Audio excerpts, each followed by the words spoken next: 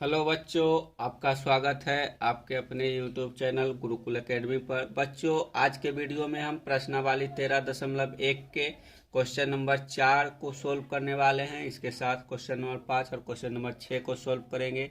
अगर आप इसका पहला वीडियो नहीं देखे हैं तो आप चैनल के प्लेलिस्ट में जाकर देख सकते हैं, आपको वहाँ इसका वीडियो मिल जाएगा। उसमें हम 3 क्वेश्चन सोल्व करवा दिए हैं प्रश्नावली 13.1 के। आज के वीडियो में हम प्रश्नावली 13.1 के क्वेश्चन नंबर 4 से क्वेश्चन नंबर 6 तक सोल्व करेंगे। तो चलिए क्वेश्चन नंबर 4 को देखते हैं कि इसमें क्या पूछा गया है। तो क्वेश्चन नंबर 4 है, इसमें पूछा है कि 7 सेंटीमीटर भुजा वाले एक घनाकार ब्लॉक के ऊपर एक अर्धगोला रखा हुआ है।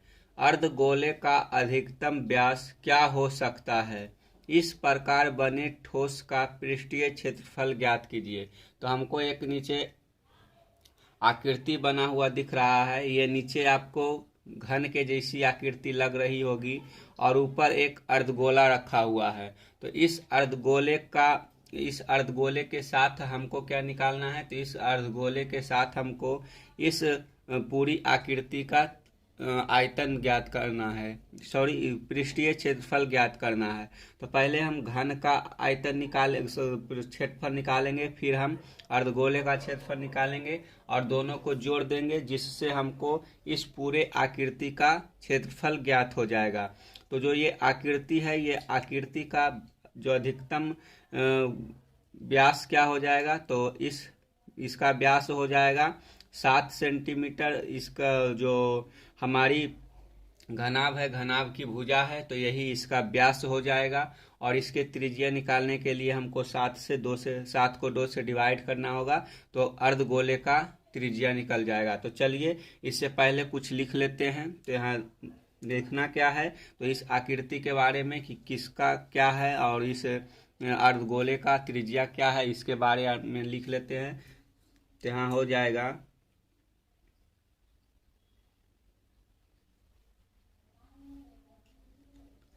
अर्धगोले का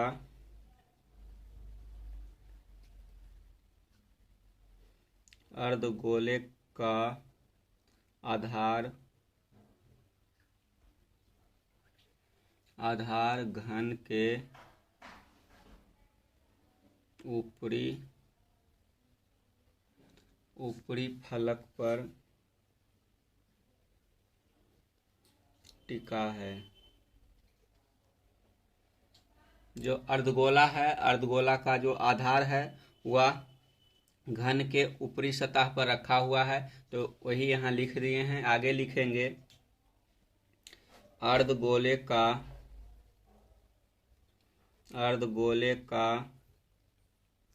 अधिकतम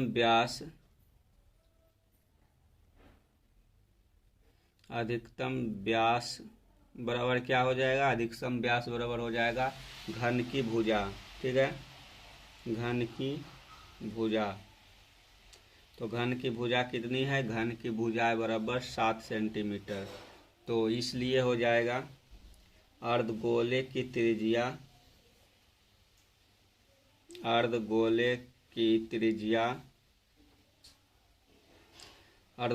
त्रिज्या बराबर हो जाएगा 7/2 सेंटीमीटर।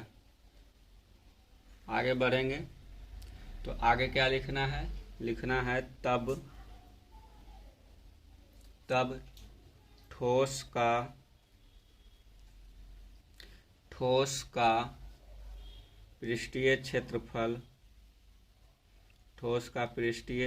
क्षेत्रफल बराबर हो जाएगा घन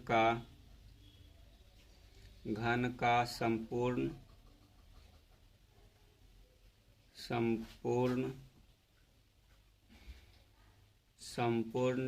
पृष्ठ का क्षेत्रफल प्लस गोले का वक्र पृष्ठ क्षेत्रफल माइनस हो जाएगा वृत्तीय आधार का क्षेत्रफल। वृत्तीय आधार आधार का क्षेत्रफल। तो अब बराबर लिखेंगे। तो घन का क्षेत्रफल क्या हो जाएगा, तो घन का क्षेत्रफल हो जाएगा 6 गुने भुजा स्क्वायर हो जाएगा, प्लस हो जाएगा गोले का वक्र पृष्ठीय क्षेत्रफल। तो गोले का वक्र पृष्ठीय क्षेत्रफल 2 पाई आर स्क्वायर होता है, माइनस हो जाएगा वृत्त के आधार का क्षेत्रफल हो जाएगा पाई आर स्क्वायर। तो यहाँ पाई आर स्क्वायर लिख लेंगे। तो अब इसको हम जो है कुछ कॉमन ले लेते हैं। तो कॉमन लेने के बाद क्या होगा, या फिर इसको हम दोनों को मिलाकर लिखेंगे तो क्या हो जाएगा 6 इंटू भुजा का स्क्वायर, और यहाँ हो जाएगा प्लस यहाँ से यहाँ 2 पाई आर स्क्वायर है, उसमें पाई आर स्क्वायर घट जाएगा तो यहाँ पाई आर स्क्वायर बच जाएगा, यानी कि 2 पाई आर स्क्वायर में 1 पाई आर स्क्वायर घटा दिए तो 1 पाई आर स्क्वायर बच गया। तब इसी को हम पुट करके इस क्वेश्चन को सॉल्व करना है। तो चलिए यहाँ क्या हो जाएगा, तो यहाँ हो जाएगा 6 गुने भुजा स्क्वायर, तो इसका भुजा 7 सेंटीमीटर है तो 7 का स्क्वायर हो जाएगा, प्लस हो जाएगा पाई का मान अगर क्वेश्चन में कुछ नहीं बताया गया हो तो 22/7 लेना है। तो यहाँ 22/7 लेंगे, और आपको इसका जो त्रिज्या है, त्रिज्या 7/2 दिया हुआ है तो 7/2 स्क्वायर हो गया। तो यहाँ क्या होगा 7 7 कट गया आपस में, और 11 दूनी 22 कट गया, ठीक है। और आगे कुछ और बचा है उसको आगे चलेंगे। तो यहाँ हो जाएगा 6 गुने 7 के स्क्वायर 49 होता है, प्लस हो जाएगा 11 गुने यहाँ हो गया 7/2, ठीक है।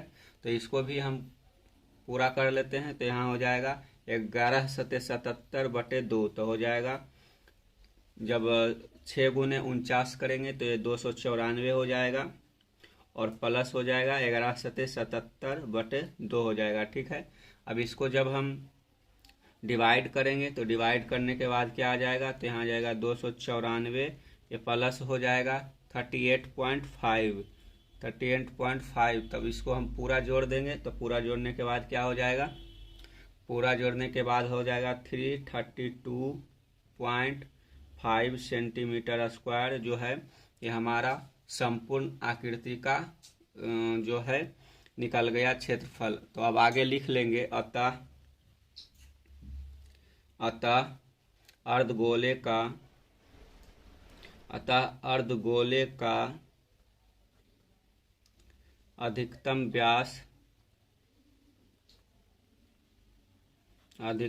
व्यास बराबर 7 सेंटीमीटर हो गया। और लिखेंगे तथा ठोस आकृति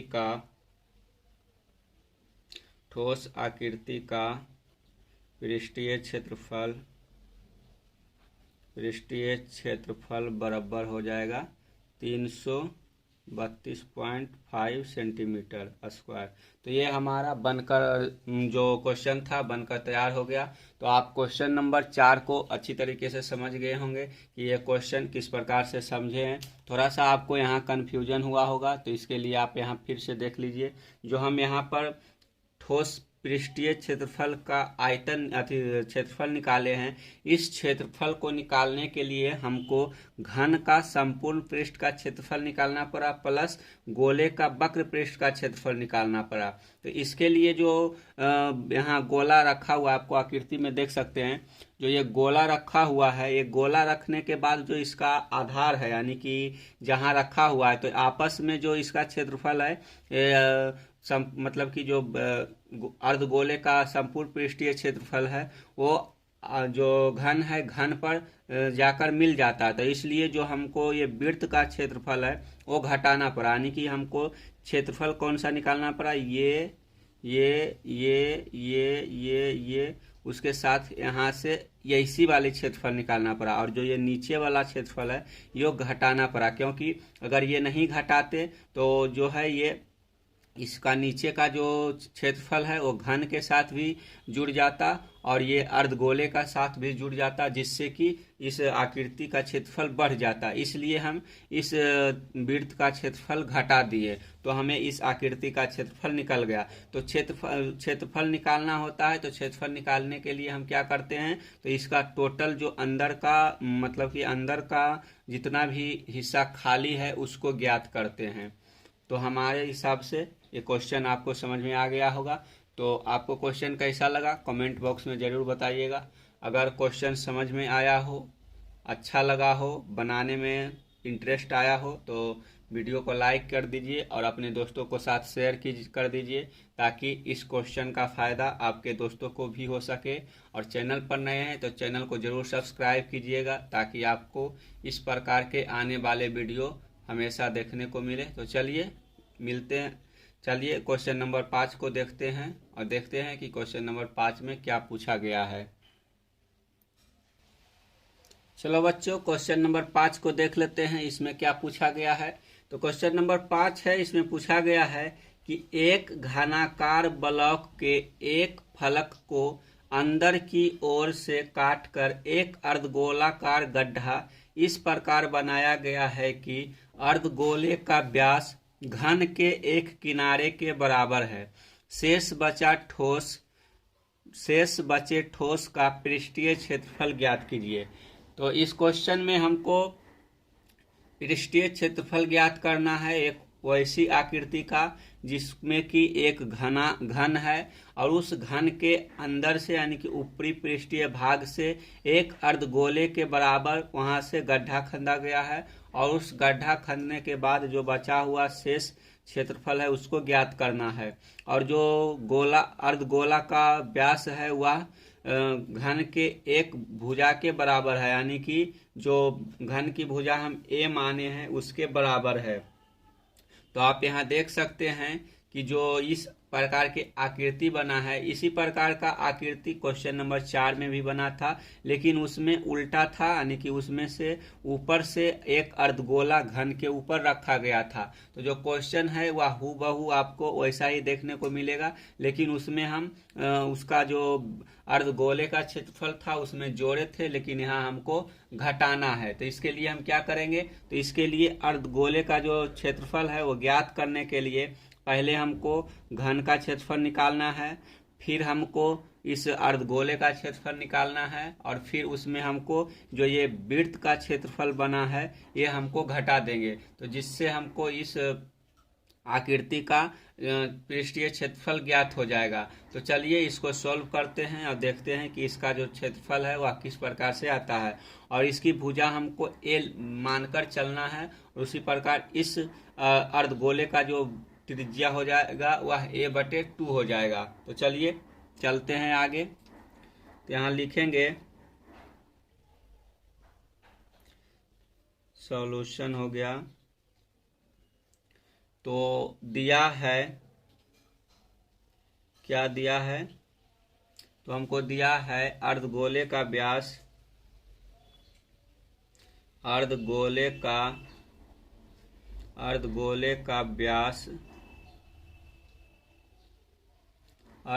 का व्यास बराबर घन की भुजा,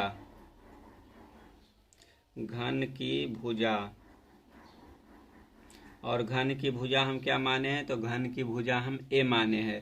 तो इसी प्रकार हो जाएगा अर्धगोले की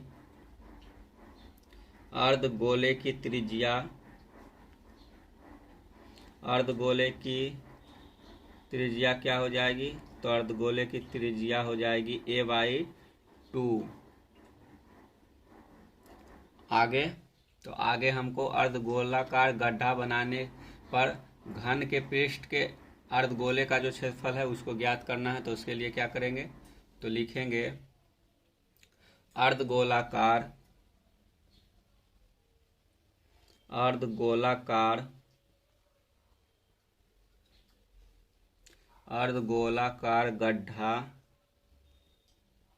गड्ढा बनाने पर घन के पृष्ठ में अर्धगोले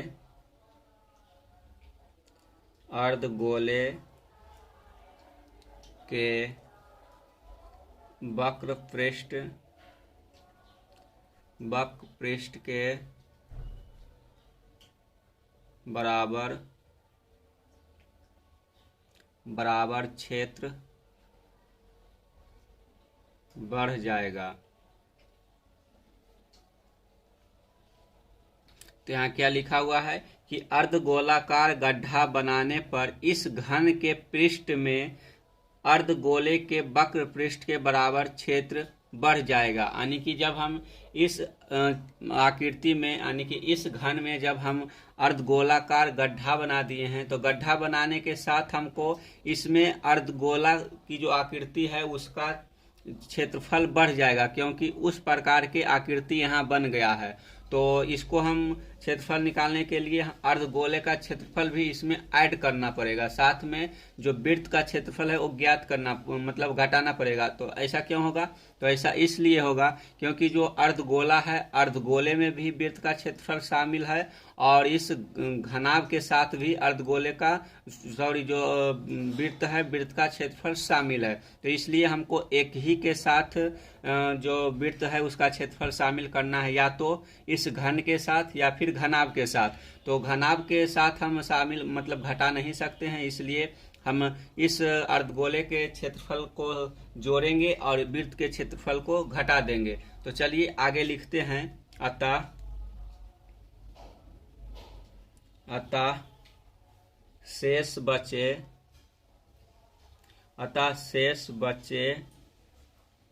ठोस का पृष्ठीय क्षेत्रफल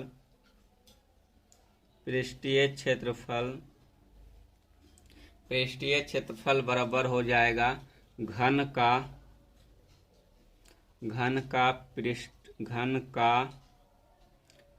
पृष्ठीय क्षेत्रफल प्लस अर्धगोले का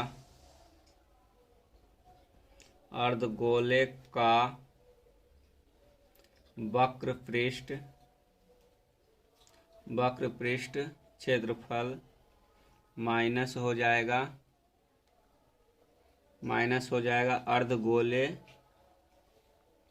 अर्धगोले के आधार का क्षेत्रफल। तो अब इसको लिख लेंगे हम कि किस प्रकार से ये निकला है। तो इसकी भुजा हम ए माने हैं, तो आगे चलेंगे तो ऊपर कर लेते हैं थोड़ा सा।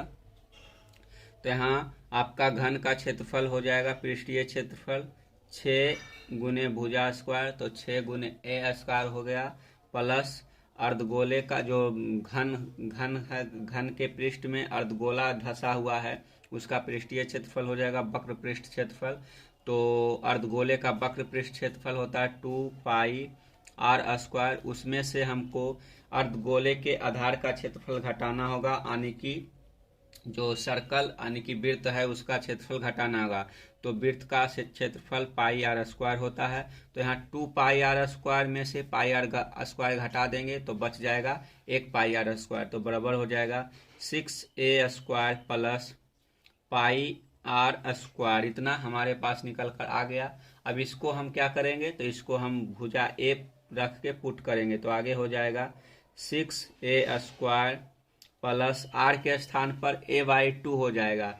तो यहाँ हो जाएगा 22/7, या फिर पाई ही रहने देते हैं, तो यहाँ पाई ही रहने देंगे क्योंकि ये तो कटने वाला नहीं है। तो यहाँ हो जाएगा पाई a/2 का स्क्वायर। ठीक है, अब आगे क्या हो जाएगा, तो आगे यहाँ हो जाएगा बराबर 6a स्क्वायर प्लस पाई, और यहाँ हो जाएगा ऊपर a का स्क्वायर और नीचे हो जाएगा 2, यहाँ 2 है तो यहाँ हो जाएगा 4, यानी कि 2 का स्क्वायर 4 हो गया। ठीक है, तो यहाँ निकल गया 6a square plus pi a square by 4 हो गया। अब आगे इसका हम 4 जो है एलसीएम ले सकते हैं, तो यहाँ लिखेंगे बराबर हो जाएगा 6a square plus pi a square बटे 4 हो जाएगा। और या फिर हो जाएगा यहाँ से a कॉमन लेंगे तो यहाँ हो जाएगा a स्क्वायर बाई 4 और अंदर हो जाएगा ब्रैकेट में क्या हो जाएगा, तो ब्रैकेट में आपका हो जाएगा क्या, यहाँ से 6 बच गया और यहाँ से प्लस पाई बच गया। ठीक है, सेंटीमीटर स्क्वायर हो गया। ठीक है, अगर आपको ऐसा नहीं करना है तो आप यहाँ क्या कर सकते हैं, ये जो 4 है इस 4 को आप यहाँ यहाँ 24 हो जाएगा।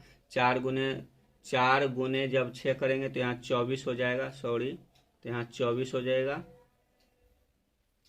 और यहाँ आपको यहाँ 24 बच जाएगा और यहाँ आपको पाई बच जाएगा। तो यहाँ 24 हो गया, गलती हो गया थोड़ा सा, फिर से लिख सकते हैं। तो यहाँ हो जाएगा 24 a square plus pi a square हो गया और नीचे 4 हो गया और इस a स्क्वायर बाई 4 को कॉमन ले लिए तो यहाँ बच गया 4, नीचे बच गया और ऊपर बच गया ये 24 और प्लस बच गया पाई।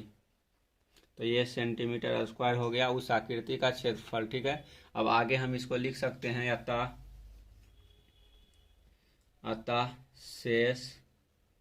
शेष बचे ठोस का क्षेत्रफल बराबर हो गया a square by 4 into 24 plus pi centimetre square, जहां a घन की भुजा है। तो इस प्रकार से हम इस क्वेश्चन को सॉल्व कर लिए हैं। अगर आपको इस आकृति का आयतन निकालना होता तो आप आयतन निकालने के लिए इस घन के आयतन में से इस अर्धगोले का आयतन घटा देते तो ये संपूर्ण पृष्ठ का आयतन निकल जाता। तो इस प्रकार से क्वेश्चन 5 को सॉल्व कर लिए हैं। अगर अच्छी तरीके से समझ में आ गया हो और कुछ कन्फ्यूजन हो तो आप थोड़ा सा वीडियो पीछे करके फिर से देख सकते हैं। तो चलिए क्वेश्चन नंबर 6 पर चलते हैं। अगर क्वेश्चन नंबर 5 में समझ आ गया हो तो वीडियो को लाइक कीजिए और अपने दोस्तों के साथ इस वीडियो को जरूर शेयर कीजिए ताकि इस वीडियो का फ़ायदा आपके दोस्तों को भी हो सके और उन्हें भी इस प्रकार के वीडियो देखने का जो है समय मिल सके। चलिए चलते हैं क्वेश्चन नंबर 6 की ओर। चलो बच्चों क्वेश्चन नंबर 6 की ओर चलते हैं और देखते हैं कि क्वेश्चन नंबर 6 में क्या पूछा गया है। तो क्वेश्चन नंबर 6 है, इसमें पूछा है कि एक संलग्न चित्र आपको नीचे यहाँ दिया हुआ है। ये जो चित्र है ये दवा का एक कैप्सूल एक बेलन के आकार का है जिसके दोनों सिरों पर एक एक अर्ध गोला लगा हुआ है। पूरे कैप्सूल की लंबाई 14 mm है और उसका व्यास 5 mm है। इसका पृष्ठीय क्षेत्रफल ज्ञात कीजिए। तो जो यह कैप्सूल है, कैप्सूल की टोटल लंबाई 14 mm है और जो इस अर्धगोले का व्यास है, यानी कि जो अर्धगोले का व्यास है ये 5 mm दिया हुआ है और जो इसका त्रिज्या हो जाएगा, इस अर्धगोले का त्रिज्या हो जाएगा और 5/2 mm हो जाएगा। तो 5/2 mm इधर से और 5/2 mm इधर से जब हम घटाकर आपस में 14 में घटाएंगे तो ये जो h है इसका मान हो जाएगा 9 mm, यानी कि जो बेलन की टोटल लंबाई निकल गई वह 9 mm निकल गई और इस अर्धगोले के त्रिज्या जो है वह 2.5 है, वो 2.5 mm निकल गया। तो इस प्रकार से हमको इसका क्षेत्रफल ज्ञात करने के लिए पहले बेलन का क्षेत्रफल ज्ञात करना पड़ेगा। उसके बाद अर्धगोले के क्षेत्रफल को निकालकर इधर का और इधर का जोड़ देंगे तो जिससे हमको इस पूरे कैप्सूल की क्षेत्रफल ज्ञात हो जाएगा। तो चलिए आगे चलते हैं। तो यहाँ हो जाएगा सॉल्यूशन। तो इसमें जो कुछ लिखना है पहले वो लिखेंगे, उसके बाद क्वेश्चन को सॉल्व करेंगे। तो यहाँ क्या लिखना है, तो लिखेंगे दिया है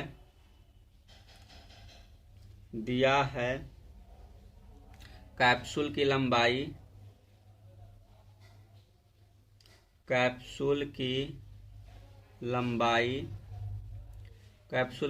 कितनी है, तो कैप्सूल की टोटल लंबाई 14 mm है, 14 mm हो जाएगा।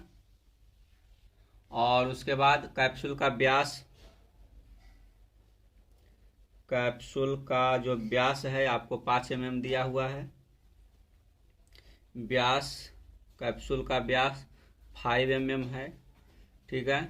तो त्रिज्या हो जाएगा, त्रिज्या बराबर क्या हो जाएगा, तो त्रिज्या बराबर हो जाएगा 5/2 mm। आगे बेलनाकार भाग का त्रिज्या भी वही हो जाएगा, तो आप लिख सकते हैं या फिर नहीं भी लिख सकते हैं। आगे हो जाएगा बेलनाकार भाग की लंबाई कितना बच गया, तो बेलनाकार भाग की शेष लंबाई होकर जो कितना हो जाएगा, तो शेष लंबाई 14 में से हम घटा देंगे कितना, तो 2.5 इधर से और 2.5 इधर से, तो 5 घटाना पड़ेगा। तो यहाँ 5 mm हम घटा देंगे तो बराबर बच जाएगा 9 mm जो है। और शेष आकृति में बेलन का लंबाई निकल गया 9 mm। तो चित्र से स्पष्ट हो गया कि इसमें हमको बेलन का क्षेत्रफल निकालना है, उसके साथ अर्धगोले के क्षेत्रफल को निकालकर उसमें 2 से गुना कर देंगे, क्योंकि इसमें 2 अर्धगोला है, तो 2 अर्धगोला के क्षेत्रफल को जोड़ना पड़ेगा।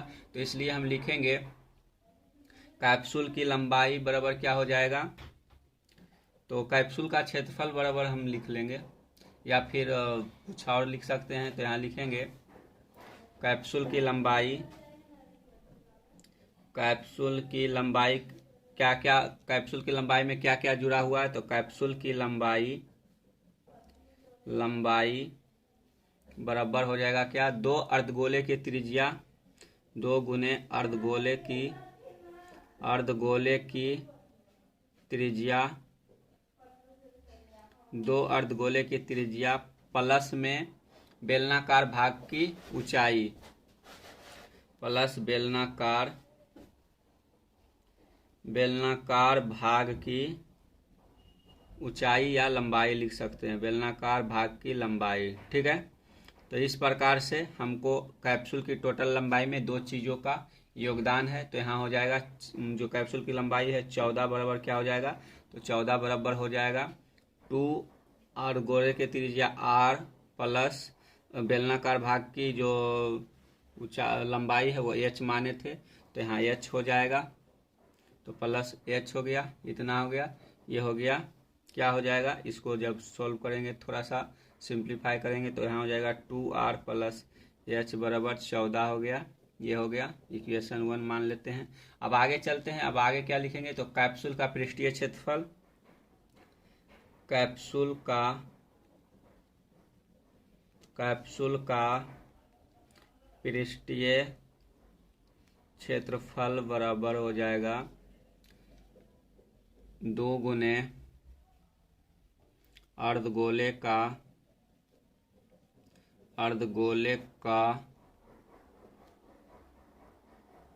वक्र पृष्ठीय क्षेत्रफल प्लस हो जाएगा बेलन का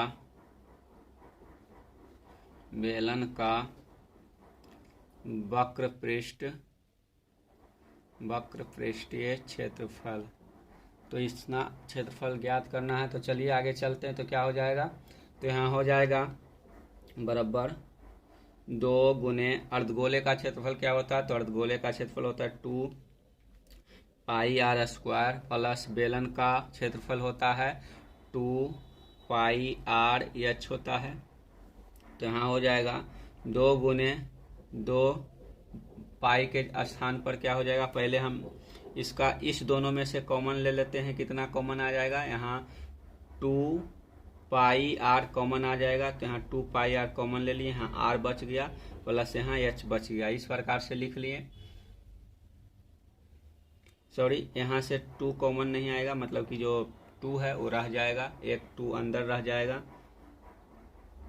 इसमें 2, इसमें भी 2 है, इसमें भी 2 है, सॉरी 2 पाई r कॉमन आ गया, तो अंदर क्या बच जाएगा, तो अंदर सही है, रहने दो, 2 बाहर रह गया, 2 इसमें से कॉमन आ गया, हाँ सही है, रहने दो। आगे क्या हो जाएगा, तो आगे हम लिखेंगे 2 गुने 2 22/7 और गुना r हो जाएगा, r के स्थान पर 5/2 हो जाएगा। और यहाँ क्या हो जाएगा, तो यहाँ हो जाएगा r प्लस एच, तो r प्लस एच हो जाएगा। यहाँ 2r है, एक r इधर इससे एक r इधर से, तो यहाँ 2 लिखा जाएगा। यहाँ पर आप 2 नहीं लिख सकते हैं, इस 2 को अंदर ही रहने दीजिए। तो यहाँ हो जाएगा, क्या हो जाएगा, यहाँ 2 और पाई r हम कॉमन ले लिए, तो अंदर बच गया 2r प्लस एच बच गया। और यहाँ हो जाएगा 2 गुने 22/7 गुने 5/2 त्रिज्या हो गया। और हो जाएगा इसका 2r प्लस एच यहाँ आया था, 2r प्लस एच बराबर 14, तो यहाँ 14 लिख लेंगे, प्लस 14 गुने में 14 हो जाएगा, तो गुने में 14 लिख लेंगे। और आगे क्या हो जाएगा, तो आगे जब इसको सिंप्लीफाई करेंगे, सिंप्लीफाई करने के बाद ये आपस में यहाँ से 14 दो बार में कट जाएगा, तो यहाँ हो जाएगा 2 गुने 22 गुने 5 ये 2 कट गया, तो गुने 5 हो जाएगा। तो यहाँ हो जाएगा 22 गुने 5 करेंगे तो 110, और गुने 2 करेंगे तो 220 हो जाएगा, 220 mm स्क्वायर हो गया। अब लिख लेंगे अतः, तो इस प्रकार से यहाँ पर निकल गया अतः कैप्सूल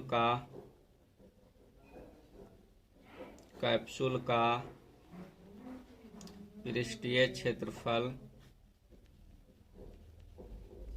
क्षेत्रफल बराबर क्या हो गया, 220 mm स्क्वायर। तो हमारा आंसर आ गया। तो इस प्रकार से आप समझ में गए होंगे कि जो क्वेश्चन नंबर 6 है उसको सॉल्व करने में क्या क्या हेल्प लेना पड़ा। तो इस प्रकार से हम आज के वीडियो में टोटल 3 क्वेश्चन को सॉल्व कर लिए हैं। अगले वीडियो में हम बाकी के जो बचा 3 क्वेश्चन है उसको भी सॉल्व कर लेंगे, और हमारा जो प्रश्नावली 13.1 है यह समाप्त हो जाएगा। फिर हम अगले प्रश्नावली की ओर चलेंगे। तो इसी प्रकार से आप वीडियो के साथ जुड़े रहिए और चैनल को सब्सक्राइब कर लीजिए ताकि आपको वीडियो का नोटिफिकेशन मिलता रहे। तो चलिए मिलते हैं एक नए वीडियो के साथ, तब तक के लिए धन्यवाद। जय हिंद, जय भारत।